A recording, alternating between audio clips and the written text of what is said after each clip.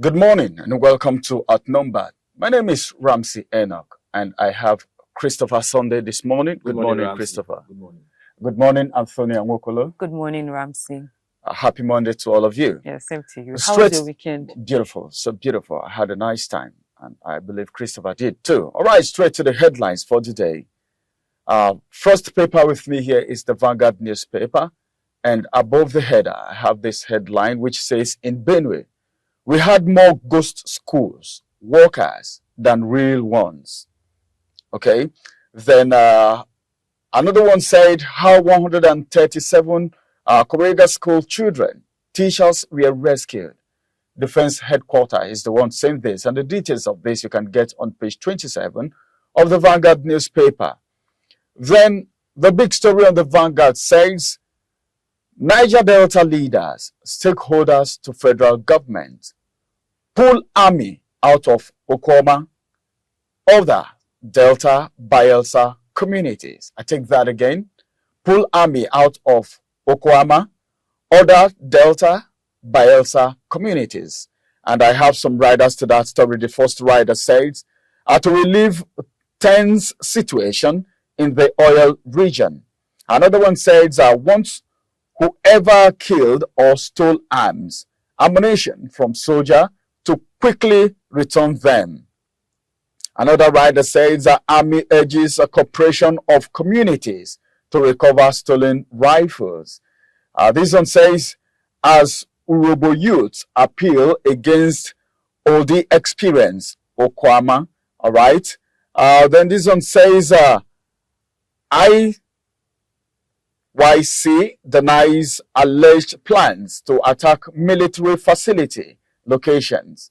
Okay, and I think I have this rider saying hunger.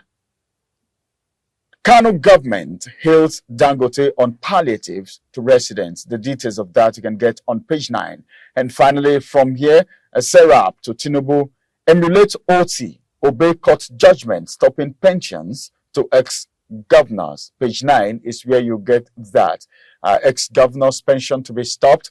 There have been a clamor for that all this while, but nothing has been done about it. We hope this holds water at the end of the day. Let's go to the next paper now. Over to you.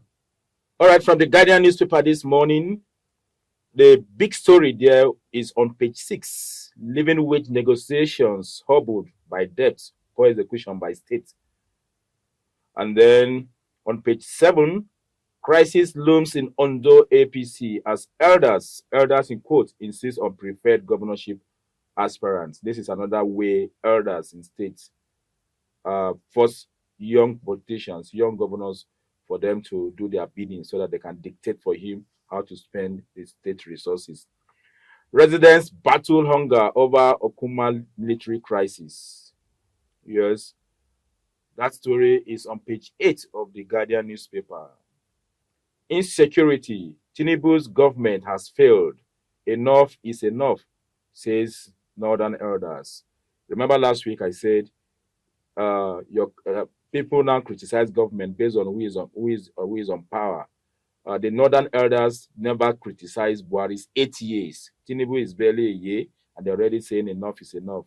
Let us see how this warning will go. Many feared death. 15 houses razed as youths clash in Plateau State. And that will be the size of the newspaper review on the Guardian newspaper this morning. On the Punch newspaper, federal government plans joint cable protection. Disruption lingers in 6 countries. And that story is on page 9. The big story here says, Kaduna abductions, federal government plans school safety corps as 137 pupils regain freedom. And we'll have 2 riders to that headline. Tinubu vows to end student abductions. NSCDC to train school safety corps personnel. The other rider says, Kaduna governor hails president, military, puts pupils abducted at 137, says teacher sick. And the details of that story is on page 2. Palm Sunday, Gaza Christians seek peace. Pope mourns 137 Moscow victims. The details of that you can get on page 8 of the Punch newspaper. And finally, grieving families, friends demand justice for slain Delta cops. And the details of that story is on pages 4 and 5 of the Punch newspaper. And that will be all of the headlines from the Punch newspaper. Over to you, Ramsey. Well, thank you very much, Antonia, for that headlines. Let's quickly get to the Daily Trust newspaper. And on the Daily Trust newspaper, below the header, Nakan raises Hajj fare by 1.9 million naira. Then this one says officers killing. A police commission wants Imo Delta CP's sanction. All right. The details of that you can get on page 21 of the Daily Trust newspaper. A federal secretariat rots away despite 8.1 billion naira renovation. We don't know what's happening there. This is a cry coming up after so much is being spent on renovation. Then the big story from the Daily Trust newspaper says 137 abducted Kaduna students rescued in Zamfara. Adopted in Kaduna State, rescued in Zamfara. I think that should be sending a message. Well, when we heard that story yesterday, that story actually came in church. We're in church when that story came because the pastor of Dunamis just had a crusade in Kaduna State, heavily with people attending open air. And immediately after that, we heard this news. The news came yesterday, and the people were so excited. Then moving away from there, 9 killed, houses burnt in Plateau, communal clash. Then finally, from the Daily Trust newspaper this morning, Defense Headquarters plans listing wanted persons' names, photos at embassies and airports. Defense Headquarters plans listing wanted persons' names, photos at embassies and airports. And that's going to be the size of the headlines from the Daily Trust newspaper this morning. If any of these papers interest you, just get to the vendor, pick a copy, and go through it. We are going on a quick break. After this break, we'll return for the big story. Don't go nowhere. Follow us on our social media handles at Oweleke TV. Visit our website at www.oweleketv for a thrilling journey. Oweleketv, rising star at the fairground.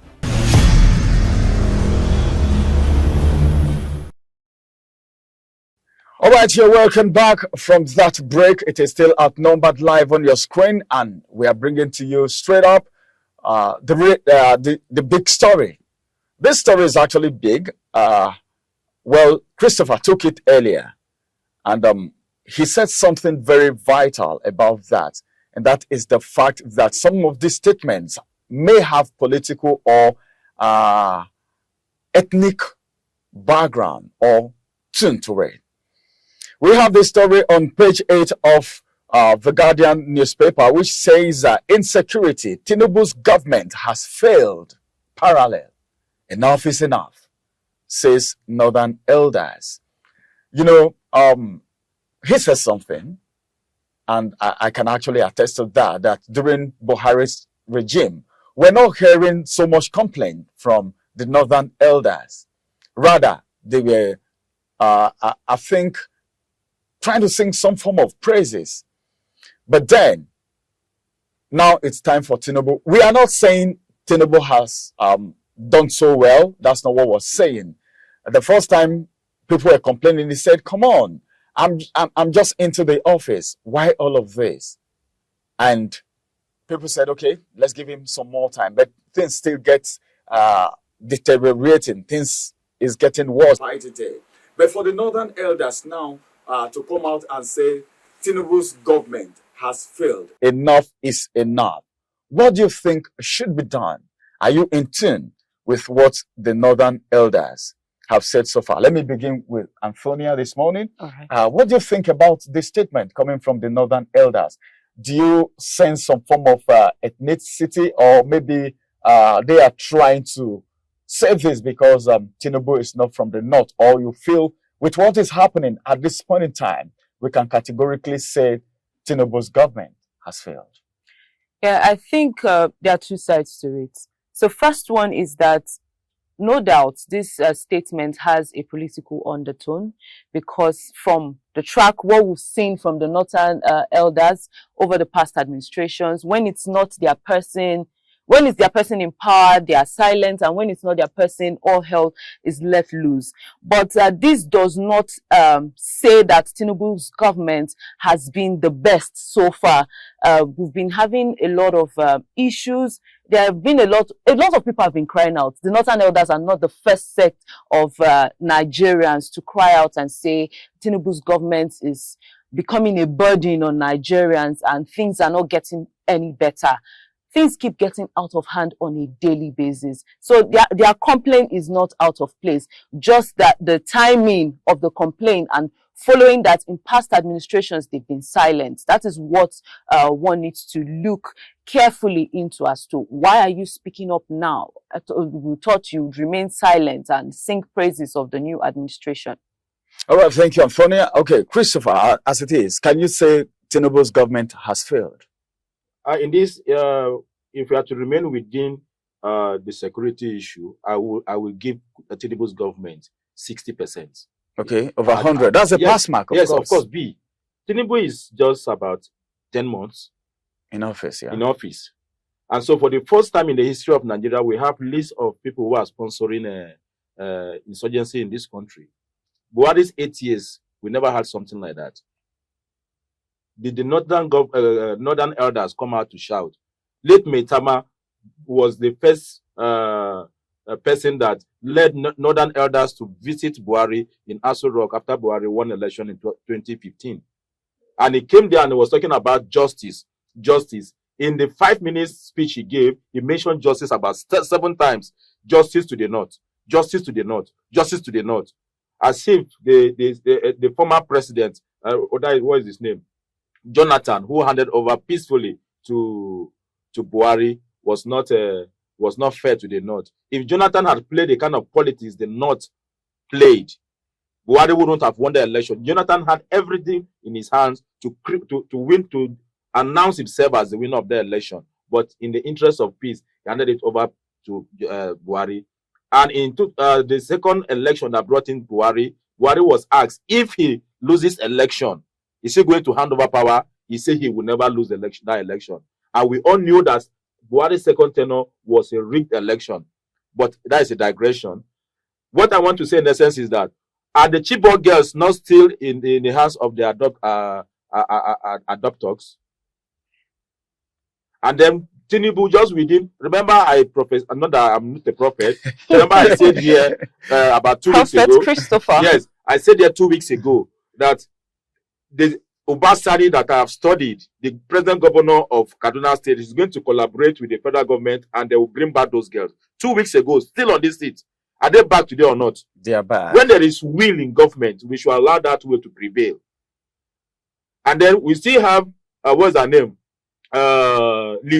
Lydia of Leah. Leah of Leah Sharibu. Yes, of what's the name of that school? Chibok. Chibok. Is she back? She's 9 years back, gone yeah. down. And other persons who were adopted, are they back? And then about 200 and something school children were kidnapped just 2 weeks ago. Now they are back, and you are saying this administration has failed. If Tinubu is bad in terms of his policy in economy, in the economy of the country, we should condemn that aspect. If he is good in other things, we should praise him. You cannot just say that to say that Tinubu has failed under 8 months. I'm not a loyalist or I'm not a fan of Tinubu because of some of his policies and the way he came into power in collaboration with INEC. But for this insecurity of 18, nobody should say that Tinubu has failed yet. All right, that's from Christopher. Of course, Christopher has said it, and he has actually exonerated himself. But then, as it is, a lot of things happening. Many people are still in captivity, yet to be released. I think more needs to be done, if you ask me, by this government. They are trying. I think Naira is appreciating gradually. So let me also add to it, okay, that even in EFCC here for the past 1 month, we've been hearing of cases of kidnap and all that and all that. But again, you also give it to the government and the FCT minister that they have arrested about 15 persons within the FCT. You understand? So if security is as easy as the northern elders want to paint it to be like, they should go back and ask Buhari, where are the Chibok girls? Where are the remaining Chibok girls? In this during WAEC there was an intelligence information that those girls should not school, should not write WAEC. Buhari's government heard it, but they still allowed those girls to write WAEC, and then they came there, moved those children, and about 100 and something of them are still missing nothing today. Where are they? So as for security, I think I can give kudos to this government, but I will also caution the government that what happened in Zakibiam during Obasanjo, because of what the people of Zakibiam did to the army by killing army, please should not continue in Delta. You should not continue in Delta State. You cannot hurt generations or the complete village because of the sin of few persons. They should at least try to sieve the good from the bad. That's my take for that. All right, thank you. This will be the size of the big story on Outnumbered today. Well, you can comment on this, you can react to this by subscribing to the YouTube channel Oweleke TV and turn on the notifications so you will be the first to get notified when vital informations are dropping on the channel. My name is Ramsey, and it's been Antonia and Christopher. Have a beautiful day. Bye-bye for now.